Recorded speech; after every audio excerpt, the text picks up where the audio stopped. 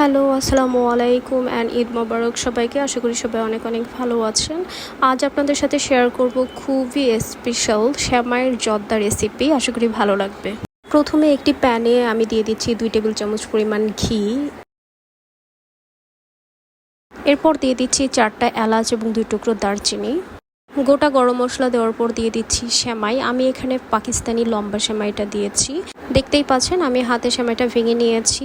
এখন brown colour হওয়া পর্যন্ত সেমাইটা ভেজে নিব। সেমাইটা অবশ্যই লো হিটে ভেজে নিতে হবে, না হলে পুড়ে যাবে।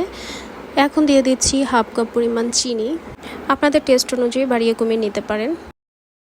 চিনিটা দেওয়ার পর হালকা নেড়ে এই পর্যায়ে দিয়ে দিব দুধ। এখানে আমি হাফ কাপ পরিমাণ দুধ দিয়েছি। দুধের সাথে আমি সামান্য পরিমাণ ফুড কালার অ্যাড করেছি সুন্দর একটা কালার আসার জন্য।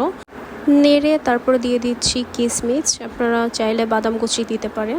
দুধ অ্যাড করার পরে খুব বেশি নাড়া দেওয়া যাবে না, এতে করে স্টিকি একটা ভাব চলে আসবে। এখন ঢেকে 5 থেকে 6 মিনিটের জন্য ওয়েট করব।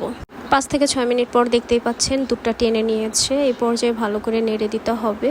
এখন একটা স্টিকি ভাব থাকলেও ঠান্ডা হলে কাঁটা চামচ দিয়ে আপনারা এভাবে করে নেবেন, এতে করে স্টিকি ভাবটা চলে যাবে। এই তো আমার জর্দা সেমাই রেডি। আমরা তো নর্মালি অনেকভাবে সেমাই খেয়ে থাকি, অবশ্যই আমার এই রেসিপিতে একবার সেমাই খেয়ে দেখবেন, আশা করি অনেক ভালো লাগবে। সো আজকে এই পর্যন্তই। সবাই অনেক অনেক ভালো থাকবেন। আল্লাহ হাফেজ।